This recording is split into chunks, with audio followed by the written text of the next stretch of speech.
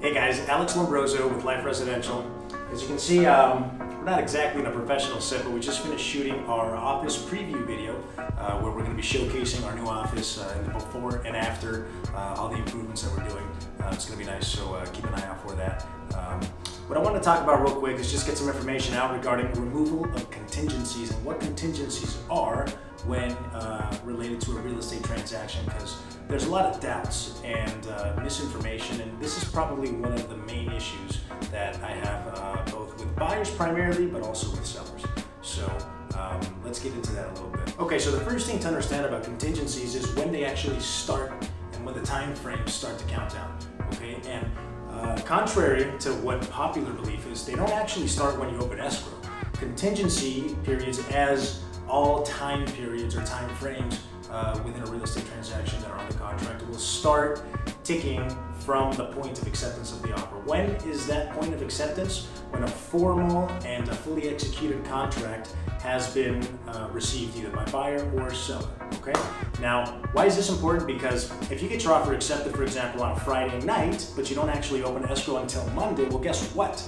Friday, Saturday, Sunday, those days all count as part of the time periods or time frames that you have to conduct investigations, inspections, all your due diligence periods, and your contingency periods. Okay, so now that we know when and how these time periods start ticking, it's important to actually understand what is a contingency and what is a contingency period for the sense of a real estate transaction. So basically, a contingency is something that has to happen in order for something else to happen, okay? In this case, right, you have to do due diligence, you have to possibly get financing and approved for a loan. There's a series of events that need to occur and take place in order for you to move forward with the transaction. Plain and simple, that's what it means, right? So it's basically a synonym for a condition that has to be met in order for you to commit to buying a house. So now that we know what contingencies are and when the time frames start for contingency periods, the next thing is how to actually manage these contingency periods throughout the transaction. And this is where your agent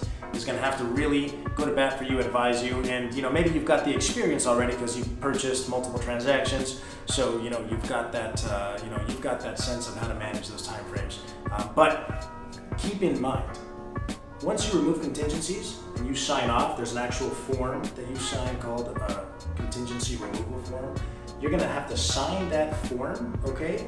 And as soon as you send that to the seller, as soon as the delivery to the seller has been made, well, you have effectively removed your right as a buyer to receive a reimbursement for your deposit should the act of cancellation take place. Okay, so last thing I want to say about contingencies is, number one, make sure that you've got a clear map about your financing, about your time frames, know what kind of property you're getting into before you're making an offer, assess whether the condition on a scale of 1 to 10 is on the low side, on the high side. That way you know exactly how much due diligence you're going to have to do.